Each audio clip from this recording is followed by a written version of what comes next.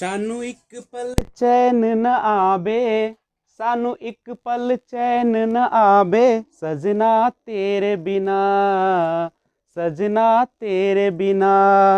दिल जाने क्यों घबराए, दिल जाने क्यों घबरावे, सजना तेरे बिना, सजना तेरे बिना।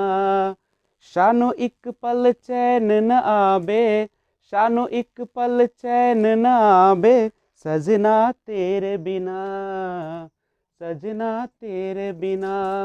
जी नमस्कार, मैं विजय राजपुष्प और स्वागत है आपके अपने YouTube channel learner eyes Y VRP पे। तो आइए हम लोग आज डिस्कशन करते हैं child centred and progressive education, बाल केंद्रित एवं प्रगतिशील शिक्षा, जो कि सीटेट के लिए काफी महत्वपूर्ण चैप्टर है, जो सीडीपी के तहत चाइल्ड डेवलपमेंट साइकोलॉजी के तहत या पेडागॉजी के तहत ये पूछे जाते हैं। तो ध्यान दीजिएगा, चाइल्ड सेंटर्ड, जिसे हिंदी में बाल केंद्रित, एंड और प्रोग्रेसिव एजुकेशन, जिसे हिंदी में प्रगतिशील शिक्षा के नाम से जानते हैं। तो सबसे पहले हम लोग कोशिश करते हैं जानने का चाइल्ड सेंटर्ड एजुकेशन यानी बाल केंद्रित शिक्षा। ध्यान दीजिएगा, यहां पे स्पष्ट तौर पे लिखा गया है बाल केंद्रित। यहां से बाल का मतलब है कि बालक, यानी जो बच्चा है वह केंद्र में रखा जाएगा और सब कुछ बच्चे के अनुसार ही किया जाएगा, बच्चे के रुचि के अनुसार, बच्चे के अभिवृत्ति के अनुसार, बच्चे की क्षमता के अनुसार और बच्चे के जिस प्रकार के वातावरण में रह रहा है उसी के अनुसार शिक्षा प्रदान करना बाल केंद्रित शिक्षा कहलाता है। लेकिन इसमें जो बालक शामिल होते हैं इस तरीके के शिक्षण व्यवस्था में, वह आपको पता ही है कि जो हमारा एनसीएफ कहता है कि 6 से 14 वर्ष के बच्चे को बिल्कुल निःशुल्क शिक्षा प्रदान करना है, तो हम इसमें वैसे बालकों को शामिल करेंगे जो करीब करीब 14 से 16 साल तक के बच्चे होते हैं। दूसरी बात, यह जो बालक होते हैं उसको हम केंद्र में रखते हैं। केंद्र में रखने का अर्थ क्या होता है कि सारी शिक्षण व्यवस्था होती है। मान लीजिए कि यहाँ पे मेरा अगर चाइल्ड है, ये बच्चा है, तो हमारी सारी जो शिक्षण व्यवस्थाएं हैं वह सब इसी के इर्द गिर्द घूमेगी। यानी बालक है तो शिक्षा है और बालक नहीं तो शिक्षा नहीं। अर्थात बालक जो है शिक्षा के लिए नहीं बना है, बल्कि शिक्षा जो है वह बालक के लिए बना हुआ है। और शिक्षा का मतलब क्या होता है? बाल केंद्रित शिक्षा में 3 वर्ड आए हैं। एक बालक, तो बालक कितने साल तक होंगे? 16 साल तक शामिल करेंगे।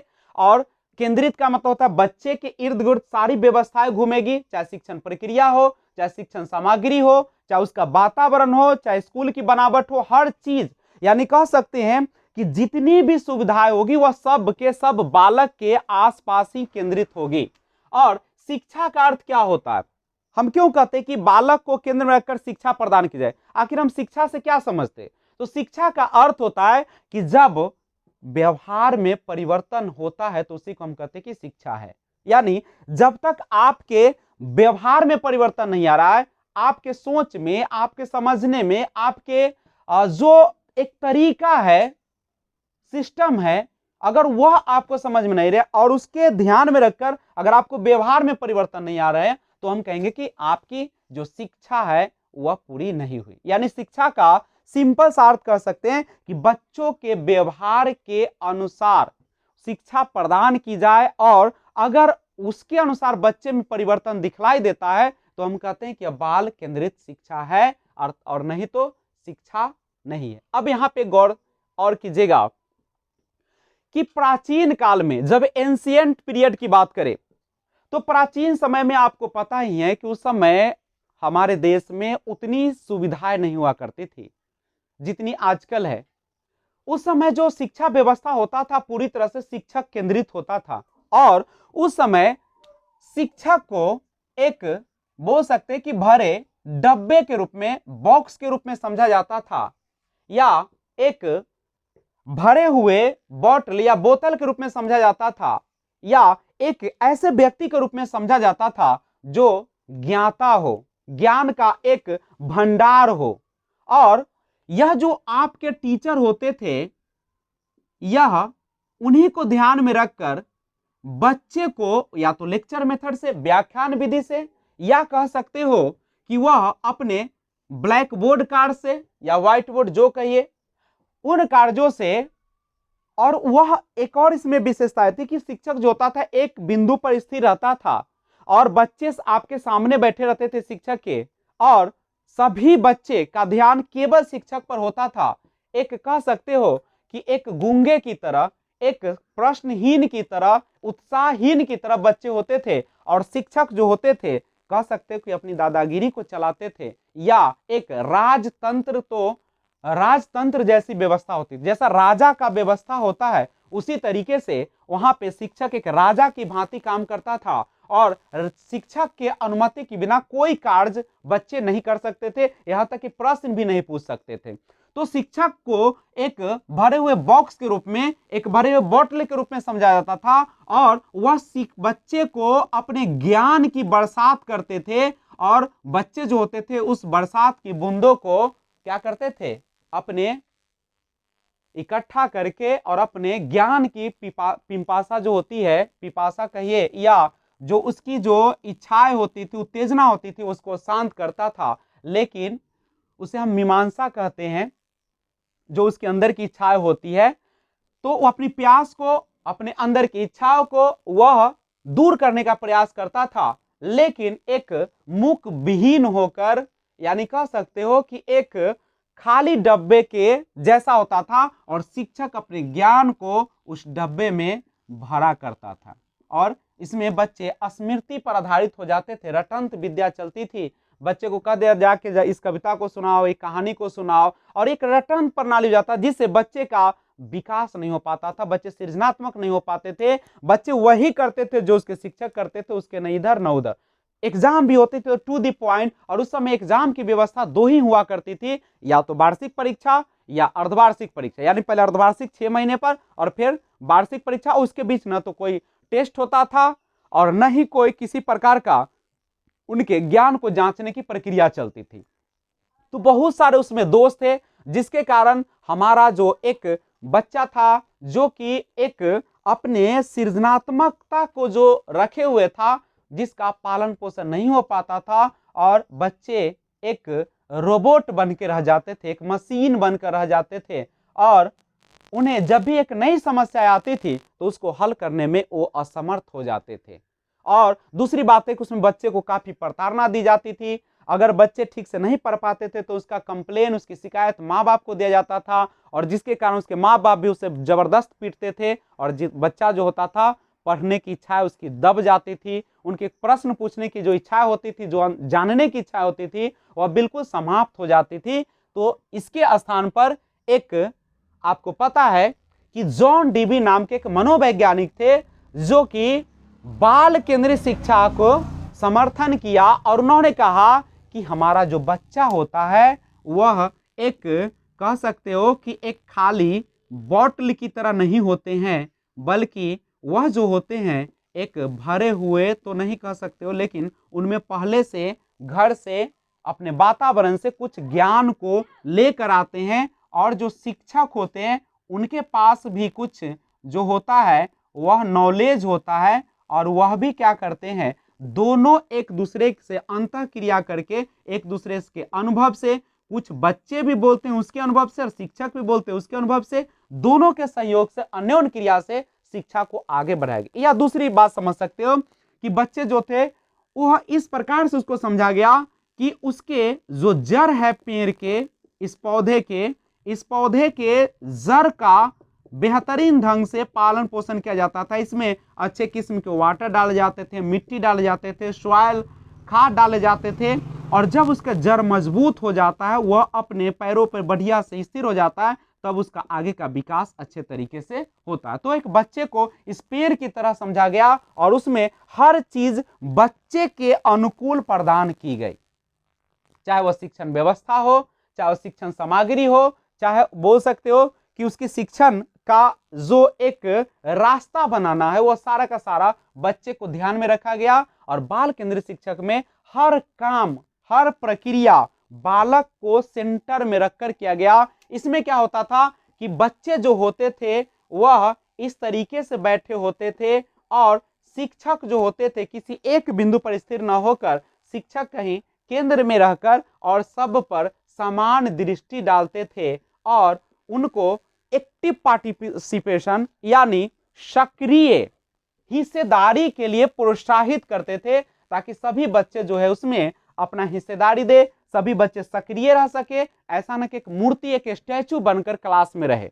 तो बाल केंद्रित शिक्षक में शिक्षक, और दूसरी बात कि इस प्रकार से व्यवस्था क्लासरूम का किया जाता था कि शिक्षक जो है से उस बच्चे के चारों तरफ घूम सके, बीच में भी जा सके, हर जगह जा सके, और बच्चे को वह समस्या को समाधान नहीं करते थे बल्कि बच्चे को समस्या के समाधान में एक सहायक के रूप में, एक सुविधादाता के रूप में क्या करते थे, अपनी सुविधा प्रदान करते थे, यानी सुविधादाता फैसिलिटेटर के रूप में कार्य करते थे।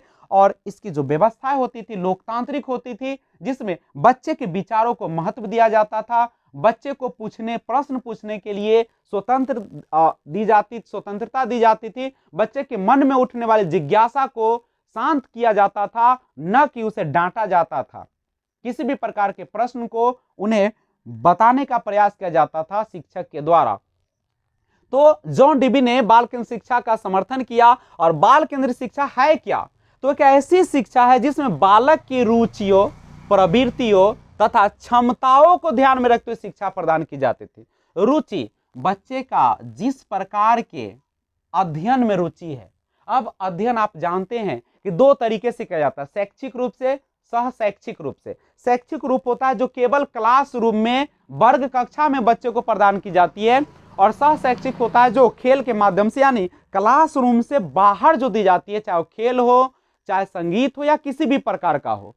तो दोनों, एक तो वर्ग कक्षा और एक सह शैक्षिक, दोनों को समान रूप से पोषित किया जाता था। और जिस बच्चे का जिस प्रकार का रुचि होता था, मान लीजिए कि बच्चे की रुचि अगर खेल कूद में, तो उसे खेल कूद के लिए प्रेरित किया जाता था, बच्चे का संगीत में तो संगीत की ओर प्रेरित किया जाता था, आर्ट में तो आर्ट की ओर किया जाता था। अगर कोई बच्चा काफी पढ़ने में इंटरेस्ट ले रहा है, किताबी पाठचर्या को, तो उसमें इंटरेस्ट है तो उसमें भेजा जाता था, और उसकी प्रवृत्ति, उसकी टेंडेंसी को भी परखा जाता था और क्षमता भी देखा जाता था। ऐसा नहीं है कि बच्चे के पास वह क्षमता नहीं है और आप जबरदस्ती उसे वह पिलाए जा रहे हैं, यानी वह ज्ञान देते जा रहे हैं। शिक्षा बालक के लिए है, न कि बालक शिक्षा के लिए। बहुत इंपॉर्टेंट लाइन है कि शिक्षा जो बना हुआ है बालक के लिए, चूंकि बाल केंद्रित शिक्षा है, बालक शिक्षा के लिए नहीं है। बालक है तो शिक्षा है, ये इमारत है, ये स्कूल है, लाइब्रेरी है, खेल का मैदान है, और बालक नहीं है तो शिक्षा का भी कोई महत्व नहीं है। यानी हर चीज पर, हर पहलू पर, यानी एक एक कदम पर हमेशा बालकों को ध्यान में रखा जाता था। बालक के संपूर्ण विकास की बात की जाती है, बालक के एक एक चीज को ध्यान में रखकर शिक्षण पर अधिगम प्रक्रिया बालक को केंद्र में रखकर दी जाती थी। शिक्षक सुविधा दाता होता है, यानी जो शिक्षक होता है वह सुविधा दाता की भांति क्या करता था, शिक्षण प्रक्रिया को आगे बढ़ाता था, शिक्षण प्रक्रिया को आगे बढ़ाने का कार्य करते थे। तो ध्यान रखिएगा, आगे बढ़ाने का कार्य करते थे केवल सुविधादाता, फैसिलिटेटर के रूप में। और बच्चे को एक्टिव पार्टिसिपेशन, बच्चे सक्रिय हो, क्योंकि बच्चे सक्रिय ज्ञान का निर्माता होते हैं, तो बच्चे को सक्रिय रखा जाता था। बच्चे को विभिन्न कार्यों में और क्या किया जाता था कि उसको हिस्सेदारी लेने के लिए प्रोत्साहित किया जाता था। उसके बाद बालक की भिन्नता को ध्यान में रखकर शिक्षण अधिगम सामग्री एवं शिक्षण प्रक्रिया को आगे बढ़ाते हैं। मतलब आप जानते हैं कि बालक जो होते हैं उसमें भिन्नताएं होती है, कोई भी दो बालक जो होते हैं दुनिया में एक समान नहीं होते। यहाँ तक कि जुड़वे बच्चे में भी भिन्नता होती है, चाहे उसकी रुचि में हो, चाहे उसके रंग में हो, चाहे उसके सोचने के तरीका में हो, चाहे उसको कारण बताने के या समस्या समाधान करने के। तो उनके भिन्नता को ध्यान में रखकर शिक्षण अधिगम सामग्री एवं शिक्षण जो प्रक्रिया है उसको आगे बढ़ाते हैं, न कि आप जो है एक ही रंग के, यानी एक ही डंडे से सबको हाँके जा रहे, ऐसे कार्य नहीं की जाती थी। तो ये था आपका काफी इंपॉर्टेंट बाल केंद्रित शिक्षा। तो आइए हम लोग इसके आगे देखते हैं। तो देखते हैं principles of child centred education, बाल केंद्रित शिक्षा के सिद्धांत। आप सभी को पता है कि यह दुनिया जो चलती है किसी न किसी प्रिंसिपल पर चलती है, और वो जो प्रिंसिपल्स होती है जिसके माध्यम से जो होती है हर चीज दुनिया में एक दूसरे से इंटर रिलेटेड होते हैं, तो उसी तरीके से जो बाल केंद्रित शिक्षा है उसका भी कुछ न कुछ सिद्धांत होता है।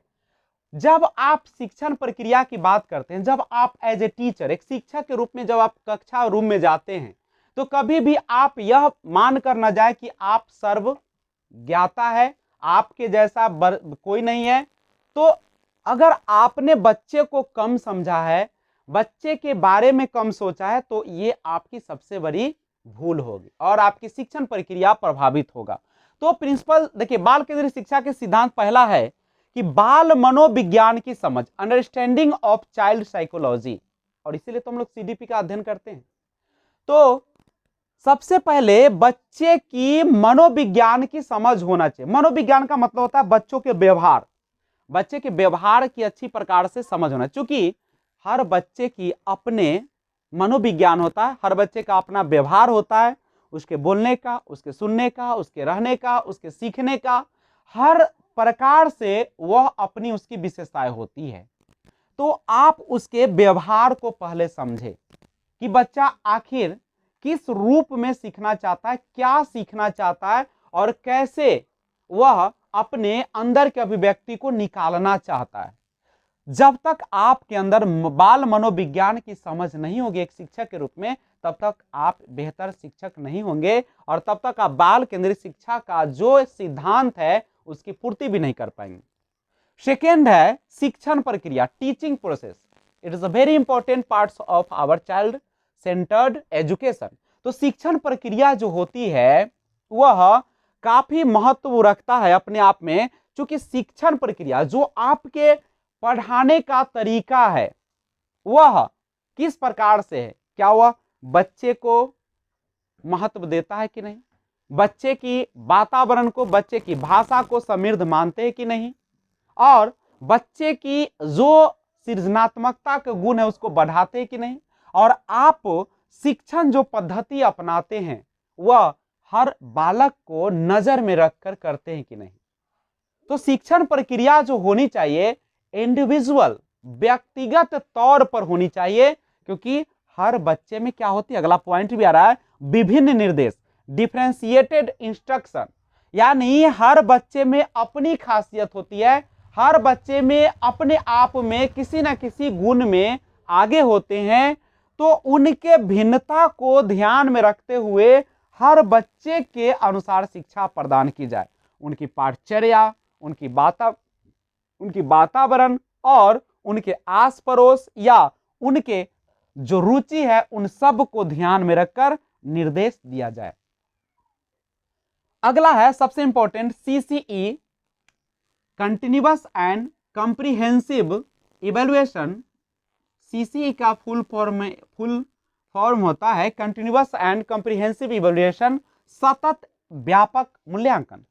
सतत का मतलब होता है लगातार चलने वाली, व्यापक का मतलब होता है बड़े पैमाने पर विस्तृत या सर्वांगीण विकास की बात करता है, और मूल्यांकन का मतलब होता है जो पाठ के अंत में या सत्र के अंत में जो आप क्या करते हैं, एक जांच करते हैं, एक उसके व्यवहार को, उसके सीखी गई चीजों के बारे में जानने का प्रयास करते हैं, यानी आप निदान और उपचार दोनों की बात करते हैं।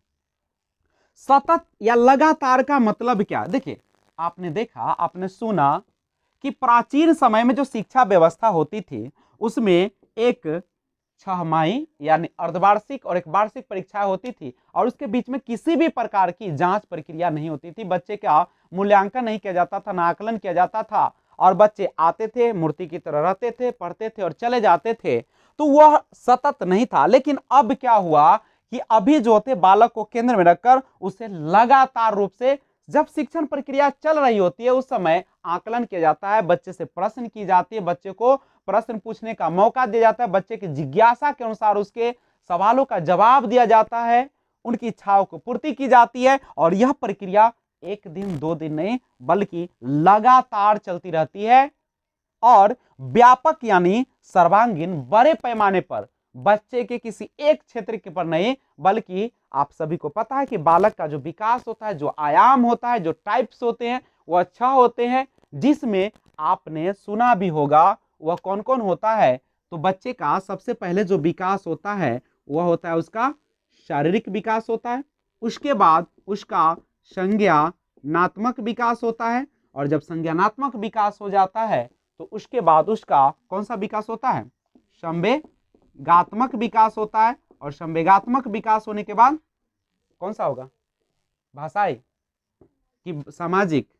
तो इसमें सब उसके बाद आ जाएगी आपकी सामाजिक, और उसके बाद आपकी आ जाएगी मानसिक, और उसके बाद आपकी इसी मानसिक को हम लोग चारित्रिक भी बोलते हैं, चारित्रिक भी बोलते हैं, और यहाँ पे आप भाषाई विकास भी कर सकते हैं। नहीं तो सबसे पहले कौन होगा, शारीरिक विकास, तब संज्ञान का विकास होगा, तब संवेग का विकास होगा, तब कौन विकास होगा, समाज का, और उसके बाद भाषाई विकास होगा, और सबसे अंत में मानसिक या चारित्रिक विकास होगा। तो ये 6 क्षेत्र होते हैं बच्चे के विकास के। तो इन 6 क्षेत्रों पर भी ध्यान दिया जाता है, यानी सर्वांगीण विकास की बात करते हैं। और मूल्यांकन का अर्थ होता है कि जब आपकी शिक्षण प्रक्रिया या किसी पाठ का अंत हो जाए या किसी सत्र का अंत हो जाए, तो उसके बाद जो हम बच्चे का एक जांच करते हैं कि बच्चे ने क्या सीखा, तो वह मूल्यांकन कहलाता है। लेकिन जब पाठ चल रही है, क्लास चल रही है, और उसी के बीच में जो किया जाता है उसको हम लोग कहते हैं आकलन। तो ये था आपका principles of child centred education, बाल केंद्रित शिक्षा के सिद्धांत।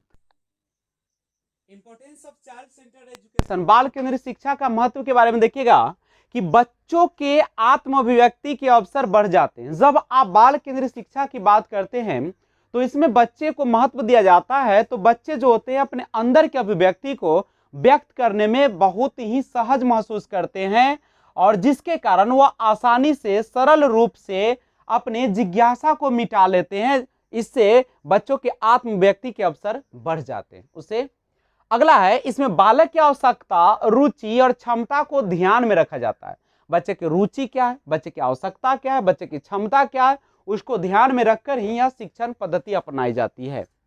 बालक को क्रियाशील रखकर सूचना प्रदान करना, ऐसा नहीं है कि बच्चे को आप बैठा देते हैं और आप ही सारा क्रिया करते रहते हैं, यानी आप ही केवल बोर्ड के सामने खड़े होकर पढ़ाना शुरू कर दे, ऐसी नहीं होती है। कि बच्चे को भी भिन्न भिन्न प्रकार की क्रियाशीलता हो सकता है, कि उसको नाटक के द्वारा या कहानियों के द्वारा या आप आसपास के वातावरण के द्वारा उसे विभिन्न क्रियाकलापों में जोड़ के रखते हैं। हो सकता है कि आप बच्चे को कह दे कि जाओ और बागवानी लगाओ या गेहूं लगाओ, इस तरीके की प्रक्रिया खेलो जाकर, और शिक्षक भी वहां मौजूद होते। क्लास में भी जब कोई, जैसे मान लीजिए कि पदार्थ पढ़ा रहे हैं तो पदार्थ का विभिन्न प्रकार के उदाहरण दिखाते हैं, जैसे कलम दिखा दिए, बोर्ड दिखा दिए।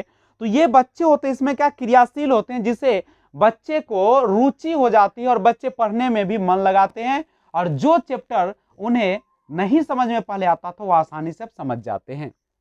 पाठ्यक्रम लचीला होता है। इसमें क्या होता है कि पाठ्यक्रम लचीला होने का अर्थ है कि उसे पाठ्यक्रम जो होती है विभिन्न प्रकार से अवसर प्रदान करते हैं सीखने का। लचीला का मतलब है कि एक ही समस्या के कई समाधान उपलब्ध होना, या एक ही समस्या को कई तरीके से व्यक्त करने आना।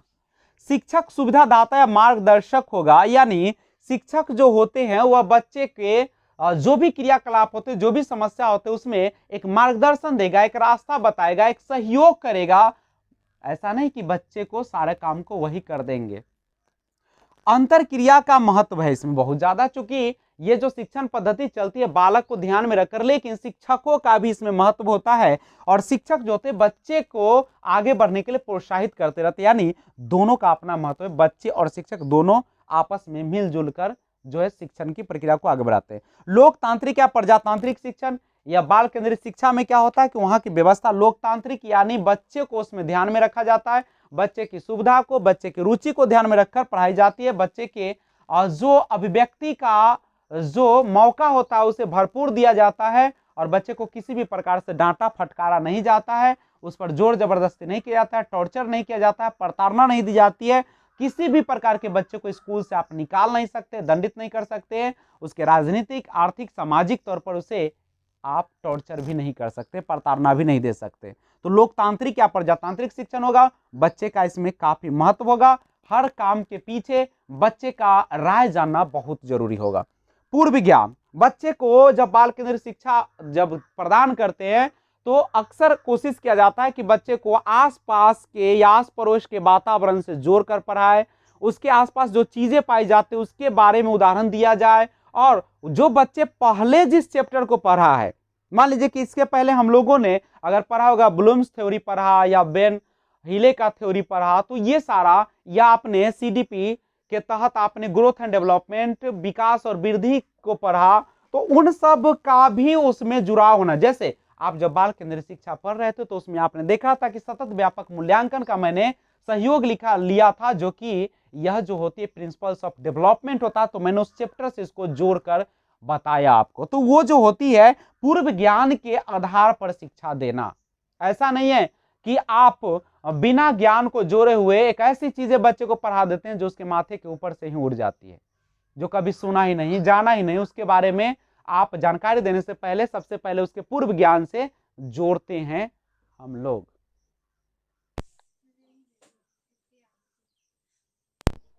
पाठ्यक्रम या क्यूरिकुलम या कोर्स जो है ऐसा होना चाहिए, तो ध्यान देते हैं, सबसे पहले जानते हैं कि पाठ्यक्रम कैसा होना चाहिए बाल केंद्रित शिक्षा का।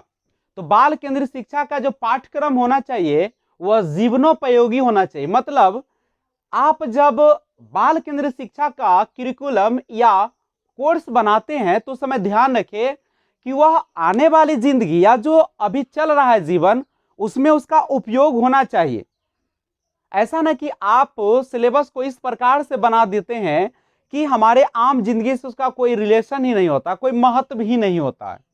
तो आपके जीवन में उपयोग के लायक वो होना चाहिए। दूसरी बात, पूर्व ज्ञान पर आधारित हो।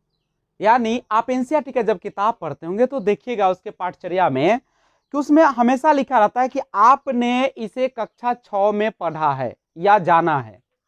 तो वह क्या कर रहा है, पूर्व ज्ञान पर आधारित। यानी जब आप किसी भी चीज को आगे पढ़ा रहे हैं तो सबसे पहले पीछे जो आपने पढ़ाया है, जो बच्चे के पास ज्ञान है, उसे जोड़ कर आगे बढ़ाइए।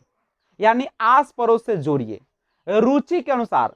यह जो होना चाहिए पाठ्यक्रम बच्चे के रुचि के अनुसार होना चाहिए, बच्चे के मन लगना चाहिए उस सब्जेक्ट में।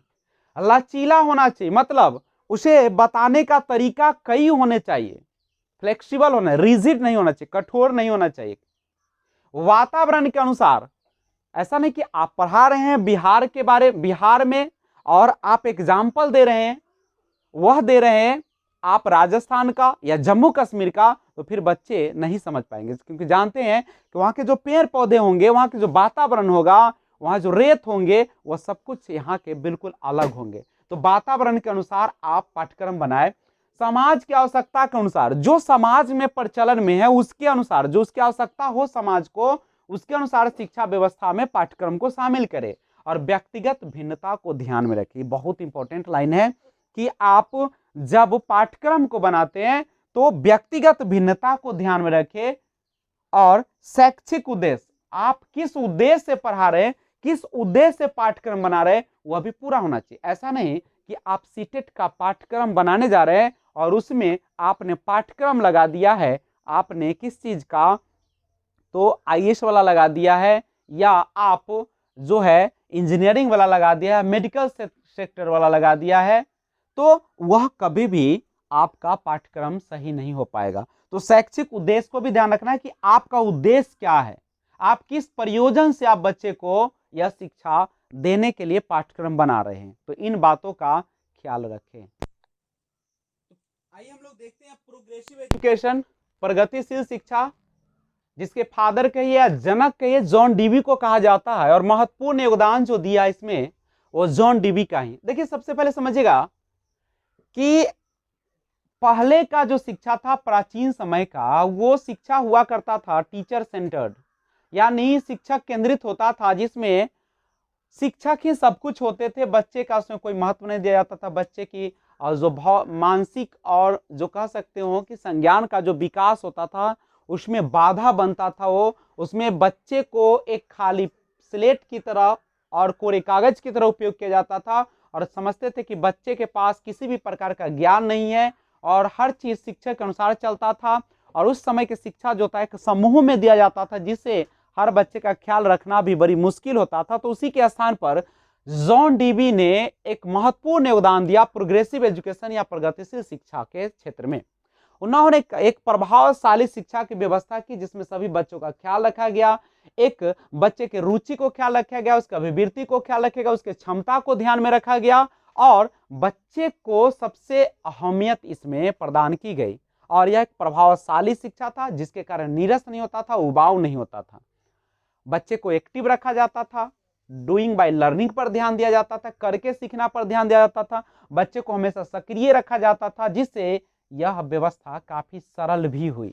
इसमें बच्चे की अभिवृत्ति उसकी इच्छा एवं क्षमता के अनुसार पढ़ाते हैं और प्रगतिशील शिक्षा के अनुसार शिक्षा बच्चे के लिए बनी है, ना कि बच्चा शिक्षा के लिए। यानी शिक्षा जो है वह किसके लिए बना है? बच्चा के लिए, ना कि बच्चा बना हुआ है शिक्षा के लिए। यानी आप जो भी करेंगे किसे ध्यान में रखकर करेंगे? बच्चे के। और इसमें सर्वांगीण विकास पर ध्यान दिया जाता है, यानी उसके 6 जो आयाम होते हैं उन 6 आयामों पर ध्यान दिया जाता है। ओवरऑल डेवलपमेंट की बात की जाती है। प्रोग्रेसिव एजुकेशन प्रगतिशील शिक्षा के बारे में विभिन्न मनोवैज्ञानिक तो उन्होंने अपने अपने मत पेश किए। वैसे तो आप जानते हैं या नहीं भी जानते तो जान लीजिए कि प्रगतिशील शिक्षा John Locke, Froebel, John Dewey, Rousseau, Montessori ने प्रगतिशील शिक्षा के बारे में अपने अपने मत दिए। देखिएगा कि प्रगतिशील शिक्षा जो होता है जनरली बच्चे को ध्यान में तो रखा ही जाता है, बच्चे के सर्वांगीण विकास पर भी ध्यान दिया जाता है और बच्चे के हर तरफ से ख्याल रखा जाता है प्रजातांत्रिक व्यवस्था अपनाते हुए। तो जॉन डीबी, जिसे हम प्रोग्रेसिव एजुकेशन के फादर कहते हैं, फादर ऑफ प्रोग्रेसिव एजुकेशन या प्रगतिशील शिक्षा के जिसके जनक कहा जाता है, उन्होंने कहा कि बच्चे जो होते हैं क्रिएटिव लर्नर होते हैं, सृजनात्मक अधिगम वाले होते हैं, किसी भी चीज को सीखने में उत्सुकता रहती है, वो नए नए चीजों को सृजन करते रहते हैं। और उन्होंने सबसे ज्यादा जो जोर दिया जॉन डीबी ने वो लर्निंग बाय डूइंग, करके सीखना पर जोर दिया। उन्होंने कहा कि जब बच्चे जो होते हैं किसी भी चीज को खुद करके सीखते हैं तो वह लंबे समय तक बनी रहती है। रटंत जो होती है वह कुछ समय के बाद खत्म हो जाती है, बच्चे को समझ नहीं आती है और बच्चे रट लेते हैं। लेकिन जो करके सीखते हैं बच्चे लर्निंग बाय डूइंग, तो वो ज्यादा दिन तक टिकाऊ होते हैं और बच्चे अच्छी तरीके से समझ भी लेते हैं और उसे रुचि भी आता है, सरल भी हो जाता है। उन्होंने हैंड्स ऑन प्रोजेक्ट, अपने हाथों से करके खुद सीखने पर भी जोर दिया। यानी उन्होंने कहा कि जब बच्चे अपने हाथों से, अपने पैरों से, अपने शारीरिक मूवमेंट से जब कोई भी चीज क्रियाकलाप को करते हैं, खुद उस काम को करते हैं, तो वह जो होता है ज्यादा रुचिकर, इंटरेस्टिंग हो जाते हैं और टिकाऊ भी हो जाते हैं।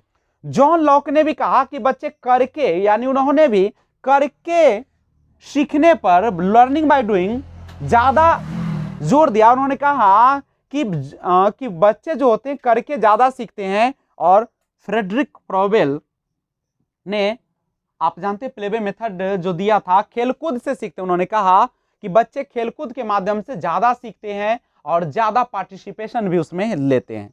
मारिया मॉन्टेसरी, जिसे आप जानते भी होंगे, जो इटली की रहने वाली थी, और इन्हें ये करके सीखने पर तो जोर दिया ही, लेकिन कहा कि अगर बच्चा एक्टिव पार्टिसिपेशन करता है, सक्रिय होकर हिस्सा लेगा खुद, तो वह जल्दी किसी भी चीज को सीख जाता है। किंडरगार्टन मेथड जो है वह भी दिया गया है किसके द्वारा?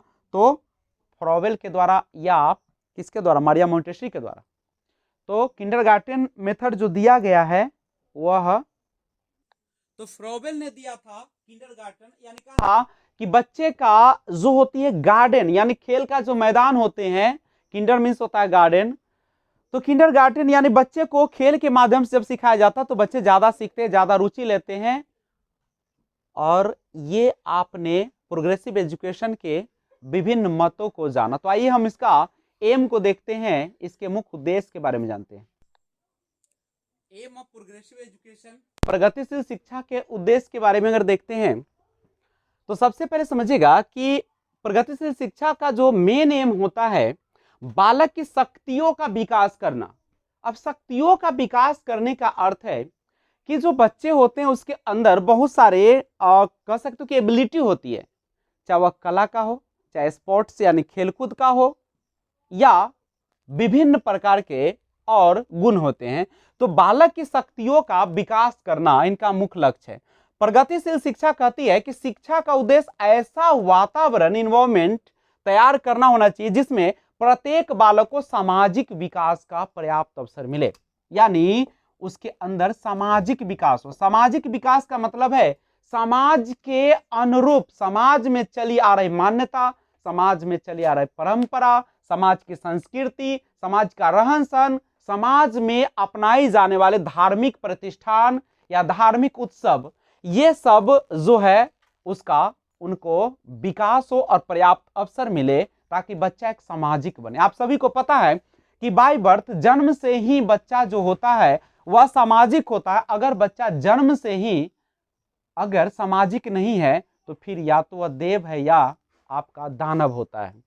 सिंपल समझिएगा कि बच्चे अगर सामाजिकता से दूर भागते हैं तो उसके पीछे कहीं ना कहीं कोई एंटी सोशल एजेंट्स काम करते हैं या एक्सीडेंटली होता है। एक्सीडेंटली का मतलब होता है अगर किसी भी कारणवश किसी भी बच्चे को प्रताड़ना दी जाती समाज के द्वारा, समाज में उसकी इज्जत प्रतिष्ठा नहीं दी जाती है, बच्चे को विभिन्न प्रकार के कष्ट देने पड़ते हैं, वह सामाजिक आर्थिक जाति के आधार पर, तो फिर बच्चे जो होते हैं सामाजिकता से विमुख हो जाते हैं और सामाजिक विकास का अभाव हो जाता है। तो प्रगतिशील शिक्षा कहते हैं कि शिक्षा का उद्देश्य ऐसा वातावरण तैयार करना होना चाहिए जिसमें प्रत्येक बालक को सामाजिक विकास का अवसर मिले। चूंकि हम जो है आप जानते हैं कि मैन जो सोशल एनिमल, मनुष्य एक सामाजिक प्राणी है अरस्तु के अनुसार, और समाज में रहकर ही वह अपना भरपूर या सर्वांगीण विकास कर सकता है।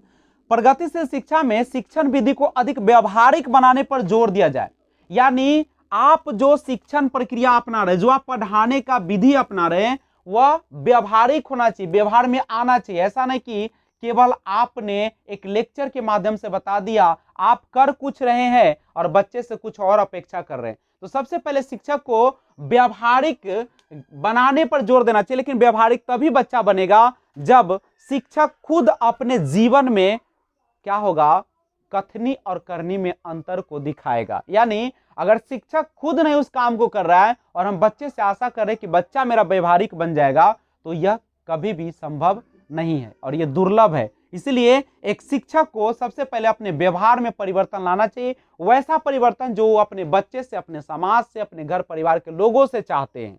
तो पहले खुद सुधरो तब दूसरे को सुधारने का प्रयास करो। यानी सबसे पहले आप खुद करिए काम को और फिर दूसरे को बताइए। यानी यही अगर विधि अपनाते हैं तभी जाके बच्चे जो होते हैं व्यवहारिक बनेंगे।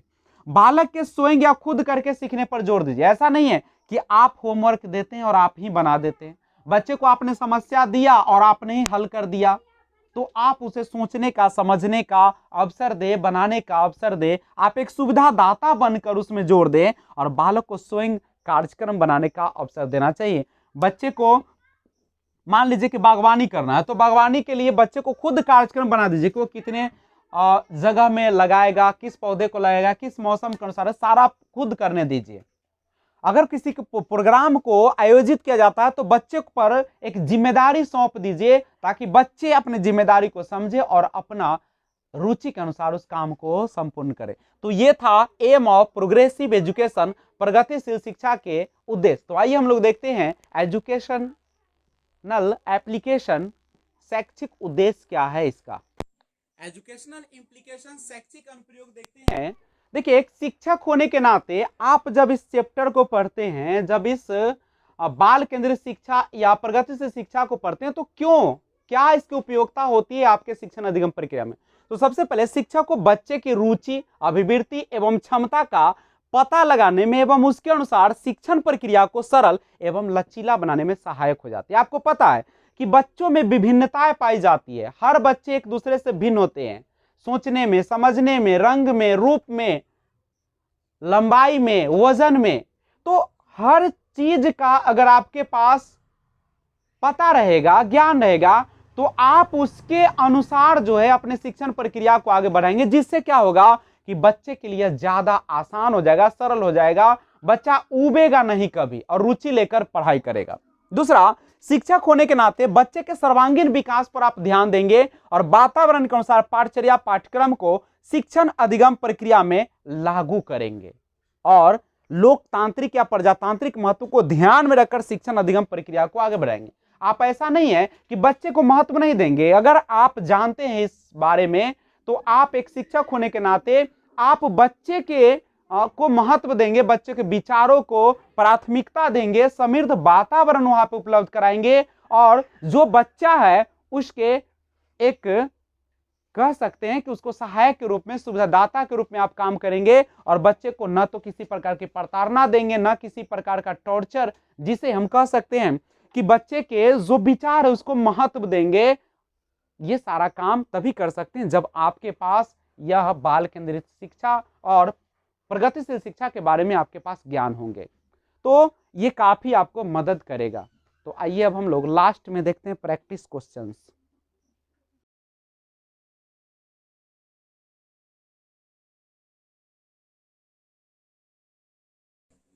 तो आइए देखते हैं प्रैक्टिस क्वेश्चंस। अभ्यास प्रश्न के तहत कहा कि बच्चों को स्कूल में प्रजातांत्रिक तरीके, प्रजातांत्रिक का मतलब होता है जिसमें बच्चे को महत्व दिया जाता है, लोकतांत्रिक जिसको बोलते हैं, तरीके डैश के लिए अवसर दिया जाना चाहिए। किसके लिए अवसर दिया जाना चाहिए? क्या सीखने के लिए? आप ही बताइए, क्या बच्चों को स्कूल में प्रजातांत्रिक तरीके डैश के लिए अवसर दिया जाना चाहिए? सीखने के लिए या अनुभव करने के लिए या समझने के लिए या जानने के लिए? तो सिंपल समझिए, प्रजातांत्रिक तरीका का अवसर बच्चे को सीखने के लिए तो दिया जाना चाहिए, समझने के लिए भी दिया जाना चाहिए, जानने के लिए भी दिया जाना चाहिए, लेकिन इन सबको समाहित कर लेता है अनुभव करना। क्योंकि अनुभव करना में सीखना, समझना, जानना सब आ जाता है, इसीलिए आपका परफेक्ट आंसर जो होगा वह आपका बी नंबर होगा। क्वेश्चन नंबर 2 है, सफल शैक्षिक प्रथा। आप चाहते हैं कि आपका जो शैक्षिक प्रथा है, जो आप पढ़ाने का जो प्रक्रिया है वह सफल हो, तो डैश के तरीके से लागू होना चाहिए। एनालॉग तरीके से, वैज्ञानिक तरीके से, आभासी तरीके से, तकनीकी तरीके से। तो सिंपल है, यह युग वैज्ञानिक युग है, तो हमेशा आपका जो क्लास होना चाहिए वह शैक्षिक प्रथा वैज्ञानिक डिजिटल तरीके से होना चाहिए। बाल केंद्रित कक्षा में बच्चे आमतौर पर सीखते, क्या सीखते हैं? मुख्य रूप से शिक्षक से। क्या मुख्य रूप से केवल शिक्षक से ही सीखते हैं? बिल्कुल गलत। व्यक्तिगत रूप से सीखते हैं, मे बी समूहों में सीखते हैं, या व्यक्तिगत और समूह दोनों में सीखते हैं। तो आपको पता है कि बच्चे जो होते हैं बाल केंद्रित शिक्षक में व्यक्तिगत इंडिविजुअल तो सीखते ही है, प्लस ग्रुप में भी, समूह से भी सीखते हैं। तो आपका आंसर डी हो जाएगा। जब बच्चा फेल होता है तो इसका क्या तात्पर्य है? आप सभी को पता है कि जब बच्चा फेल होता है तो क्या बच्चों ने उत्तरों को सही तरीके से याद नहीं किया? क्या हमारे एग्जाम में रटंत चलती है? बिल्कुल नहीं। तो याद करने वाला ऑप्शन तो होगा ही नहीं। बच्चे को प्राइवेट ट्यूशन, कभी भी बच्चे को हम ट्यूशन नहीं देंगे, न लेंगे।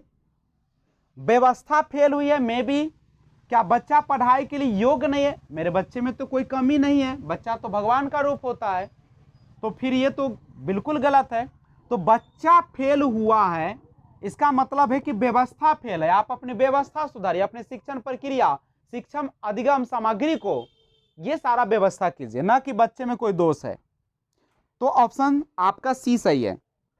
बाल केंद्रित शिक्षा में शामिल है, क्या शामिल है? बच्चों के लिए हस्तपरक गतिविधियां, क्या हैंड्स ऑन प्रोजेक्ट्स, क्या हाथ से की गई गतिविधियां शामिल हो, मे बी। बच्चे को एक कोने में बैठा दिया जाए, कभी भी बच्चे को तो अलग नहीं करते हैं, तो कोना में कैसे बैठा दीजिएगा? प्रतिबंधित परिवेश में अधिगम, क्या कहीं पे प्रतिबंधित एक बंद कमरे में, एक बंद परिवेश में आपको शिक्षा हटा कर दीजिएगा? कभी नहीं। वे गतिविधियां जिनमें खेल शामिल नहीं होता है, ये तो पूरी गलत है। आपने देखा भी है कि खेल को तो शामिल करना अहम होता है, क्योंकि बच्चे खेलकूद के माध्यम से ज्यादा सीखते हैं। तो बच्चों के लिए हस्तपरक, जिसमें बच्चा hands on experience, hands on activities या हैंड्स ऑन प्रोजेक्ट्स पर जोर देता है, वह सबसे ज्यादा होता है, क्योंकि बच्चा इसमें खुद शामिल होते हैं। तो आज बस इतना ही। आई होप आपको यह वीडियो सबसे अच्छी लगी होगी। तो आप नए व्यूअर्स हैं तो इस चैनल को सब्सक्राइब कर ले और बेल आइकन को ऑल पर जरूर प्रेस कर दे। अगला वीडियो बहुत जल्द लेकर आ रहा हूं, तो बने रहिए। लगातार अपने दोस्तों को, जो भी गरीब छात्र हैं उनको पढ़ने का मौका दे और ज्यादा से ज्यादा इस वीडियो को शेयर करें।